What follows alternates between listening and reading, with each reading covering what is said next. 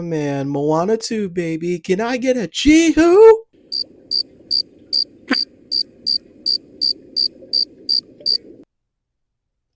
Can I get a chee-hoo? Oh, brother, this guy stinks!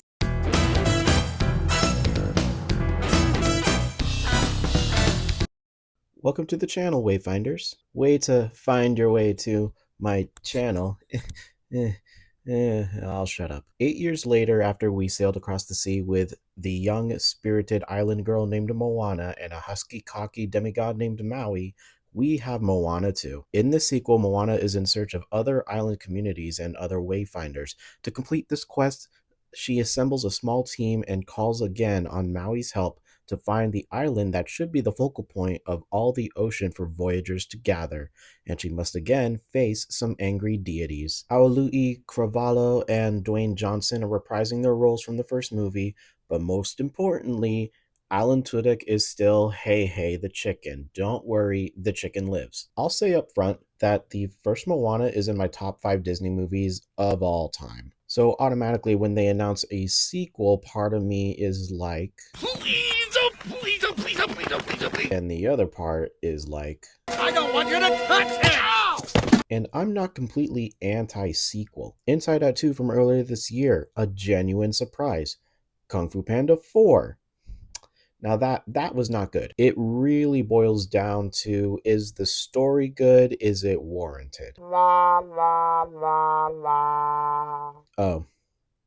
it's adapted from a TV show? All things considered, I went into Moana 2 optimistic. I brought someone along this time to Moana 2, and she was having a fun time.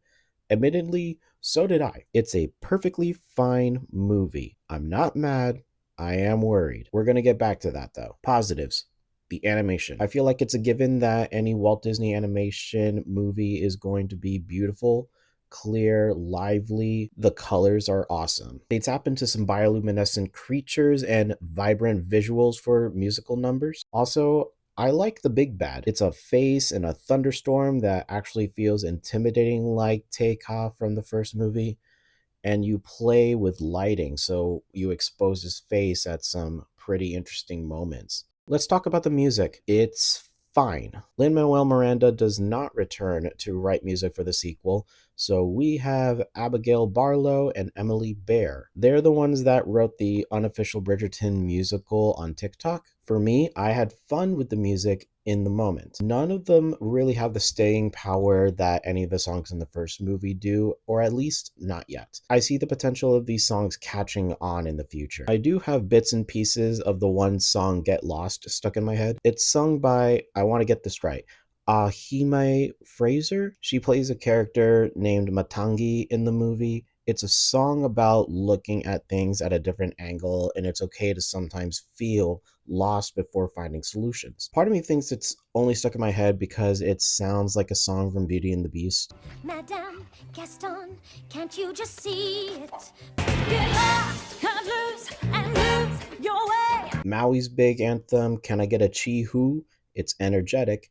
It's Know You're Welcome. I had fun in the theater with it. It had a lot of vibrancy. I think it has the most interesting visuals of all the songs. The lyrics are silly. There's a standard travel song in which one character played by Rose Matafeo gets quite an intense rap verse and her New Zealand accent comes through. It catches my ear very well. And then the song Beyond, which they'll try to push as the How Far Will I Go. It's a serviceable song for the one that you're supposed to input all your emotion into. But if it wasn't for Aului Cravalho and her powerhouse vocals, I don't know if this song would have that much staying power. And now on to the big make or break for me, the story. It's fine. I can tell this was a TV show first. It feels thin in certain places. The pace to me peaks and valleys a ton. We travel to something really quick and then we stay there for quite a while. And then we travel to another place really quick and then we stay there for even longer. Each of these arcs feel like a potential TV episode, and then we had to cut it down for time. And look, for what it's worth, the editing is pretty good for stringing a bunch of TV episodes together. I just think the story ends up uneven. Boo! Pick a plot line! And then we come across the new players in the game. And I had to look up their names. I could not remember them for my life. Loto, Kele, and Moni. Okay, this is the same ragtag team as the ragtag team in Lightyear. The grouchy old person, the klutz, and the determined team player. You also have 2 Socks the Cats and Hey Hey the Chicken. I get filling out the cast, but I wish they added more than just giving Moana a chance to exercise her leadership. I guess the thing is, the characters don't really have any development in this film. The thing about the first Moana, not only is it an exciting adventure story, it's got emotional ties to the characters. Moana begins as someone that has bitten off more than she can chew, but with determination and support, she can restore the heart to Te Fiti and save her island. Maui learns to let go of his pride and humble himself with his human side so that he learns that he is not nothing without his deity side. Moana's father, Chief Tui, an overprotective father that learns you can't shelter your kid, and in order to let them grow up, they must experience more than what you can provide and teach them. They have completed some significant and emotionally pulling arcs in the first movie already. This time, Chief Tui is fine with letting his daughter go into the ocean, much further this time than the first movie. This time, Maui doesn't look down on Moana. This time, Moana knows what she's doing in terms of navigating the ocean. She's leading a team, for God's sake. You want to know what I took away from Moana 2?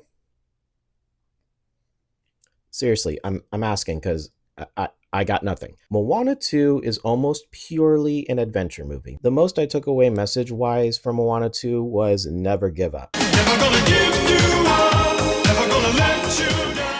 Which is positive at least, but a whole movie to take away something that I could read off a fortune cookie. The potential emotional pull this time is Moana's new little sister, Samia, and Moana's relationship with her little sister is just not as captivating to me than Moana and her relationship with her grandmother. Speaking of which, the callbacks to the first movie feel truly shoehorned. Take away all of the dialogue and the visual references that reference that first movie, and I don't think anything would change. Maybe the exception of 1 or 2 things. It's those kinds of inclusions that make a sequel feel lacking in soul. And yet, in the end, I feel okay with the existence of Moana 2.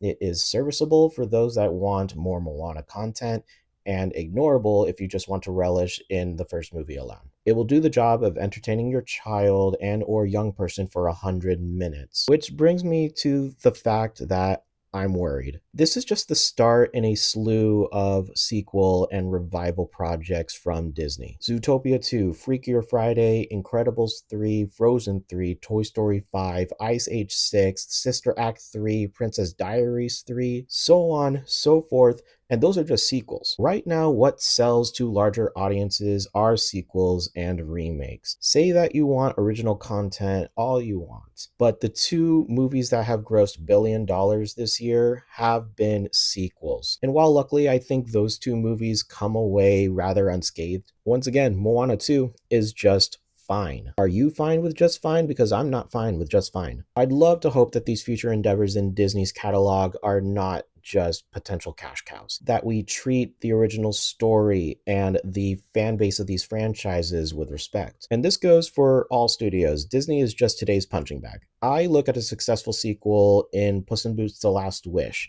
or the animated Spider-Verse movies, or Inside Out 2, and it gives me hope that we haven't totally resorted to just simple storytelling for the sake of it. I think the audience is more intelligent and deserving. There are kids that are seniors in high school now that will be watching Moana 2 that were elementary school 5th graders that watched the original Moana. People grow. People change, and I think the content needs to do so with it. Some of my favorite Disney animated movies entertain kids at a surface level and then really dig into themes for adults and older kids. Inside Out is probably the best example of this, and that's why I think Inside Out 2 was extremely warranted and it justified itself as a sequel. I just think the audience is more intelligent and deserving than just passable storytelling. May these next couple years shine brightly upon us, and still, all things considered, I will give Moana 2 3 out of 5 stars. Thank you for watching. My name is Kyle. I'm still learning to fall in love with the medium of cinema. And if you'd like to join me on that journey with more reviews, rankings, and deep dives here on this channel, long form and short form, hit subscribe, hit the bell, and you should follow me on Letterboxd. Comment below your favorite Disney movie and your thoughts on Moana 2. Happy Thanksgiving if you choose to celebrate it, and let me take this time to say thank you for anyone that's come across my videos and have engaged with them. The handful of people that have chosen to sub, it really means the world to me. I can't wait to continue on this journey with you. Don't forget to like the video, and until next time, that's a wrap.